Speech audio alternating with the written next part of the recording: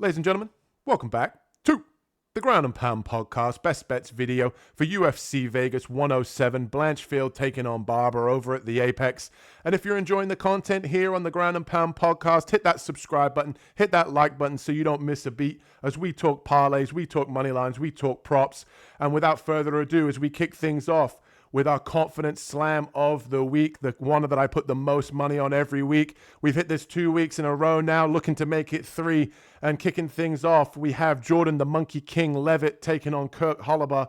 And the secret, realistically, when you fight Kirk Hollabaugh is the takedown defense. He struggles to keep his opponents off of him. Well, Jordan Levitt, he comes in, he looks for the wrestling, he looks for the takedowns. Very credentialed grappler. I think that he comes in here. I think he gets takedowns. I think he's going to be able to get a lot of top control here and ultimately win a decision.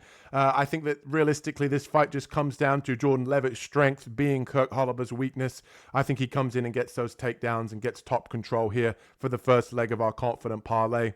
And for the second leg, we have Balaji Oki. He's facing Aswell Jr. Aswell Jr. is taking this fight on 3 days' notice. Balaji Oki, a full camp here, looking to bounce back after his loss against Chris Duncan, which isn't a terrible loss inside the UFC. I think Balaji Oki here, he's very explosive. He's got nice boxing. I think he's the better athlete overall.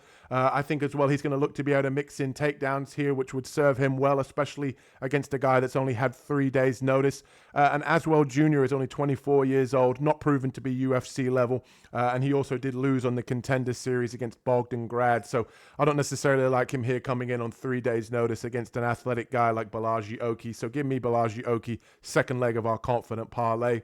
And for the third leg, just to get us to the plus money, I have over 1.5 in the Macy Chasson taking on Ketlin Vieira fight. I think there's going to be a lot of clinching here. These two women both like to grapple, hold their opponents up against the fence. Both women aren't necessarily known to be finishers. Both of them usually make it to the judges' scorecards. I think that happens here, but give me the over 1.5 to get us to plus money. And I think we make it 3 in a row for our confident parlay.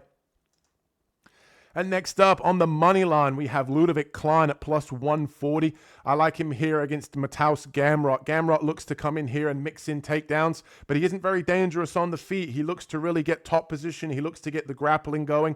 But Ludovic Klein has a 90% takedown defense. I think that's going to be put to the test here, but I think Klein keeps this one standing. I think he's the much more dangerous striker on the feet. I think he has many more weapons on the feet when it comes to the power, the body kick, the left high kick from his southpaw stance.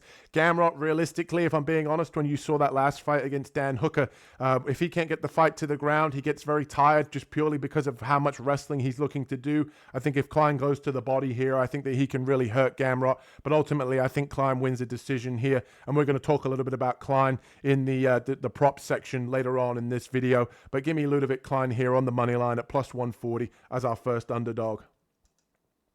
And next up, we have Billy Ray Goff taking on Ramiz Brahimaj, plus 150. But I'm going to take him here on the spread, plus 3.5 on the spread. So what that basically means is we just need him to win one round on the judges' scorecards. And Brahimaj, he's been training with the former champion Bilal Muhammad on his wrestling. He's also a very, very credentialed grappler. And I think he's starting to find his hands with his knockout of Mickey Gall in his last fight. His hands look good. He looked in great shape. He's coming in healthy now. He had 2 very serious injuries previously a couple of years ago. I think he's finally getting healthy. I think he's coming into his own, and I think that he's being very heavily underestimated here. I think this is a much more difficult matchup than Billy Ray Goff's original opponent. He's going to have to worry a lot more about the wrestling and the grappling. And I think that Brahimaj's hands, I think that they're improving. So all we need him here is to win one round, and we're getting plus money for that. Sign me up for that. I wouldn't be surprised if Billy Ray Goff pulls off the decision, but Brahimaj, to me, I think that he's very dangerous wherever this fight goes, and we're getting plus money on the 3.5 spread. So like I said, he just needs to win one round. Sign me up all day. Give me plus 3.5 here for Brahimaj, plus 150. That name is an absolute mouthful, but hopefully he gets it done for us this weekend. And next up, we have the dog of the week. And if you missed my highlight reel tape, I'll leave a link in the description. I'll link it to the video so you guys can check it out. But this is my favorite betting underdog of the week. And this one, to me, this one makes perfect sense, and it is Rafael the Pasta Fialho. I'm not going to go into detail about why I like Fialho in this style matchup here against Aaran Nascimento. You can check out the Dog of the Week video at the end of this video.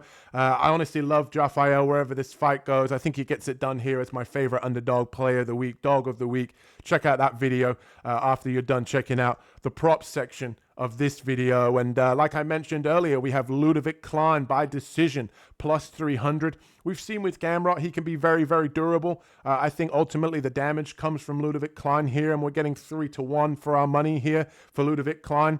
I do think that Mateusz Gamrot is going to be able to last until the judges' scorecards, but I think all the damage, all the striking is going to be on the Ludovic Klein side. So give me Ludovic Klein as our prop section here, plus 300 by decision.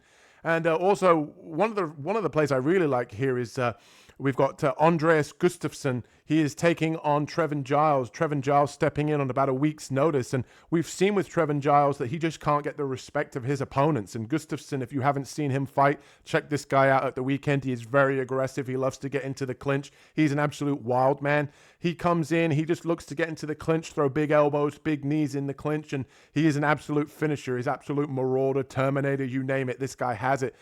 He comes in looking to get the finish every time, and I think he can wear down Trevin Giles.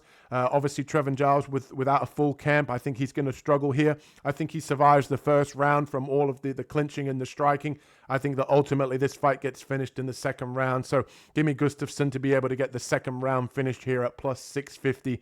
I like these two props this week. I think that they both cash for us. And like I mentioned, guys, obviously we've got other videos here on the channel. We have the Dog of the Week video, my favorite betting underdog, Rafael Fialho. I'll leave a link for that one if you guys want to check it out. You guys can click the link that should be popping up on your screen right now. And also I have the straight to the point quick picks video. This is a full card breakdown in 15 minutes or less here on the Ground and Pound podcast.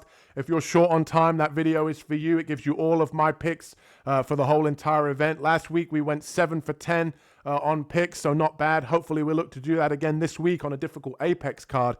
And we also have the full card breakdown.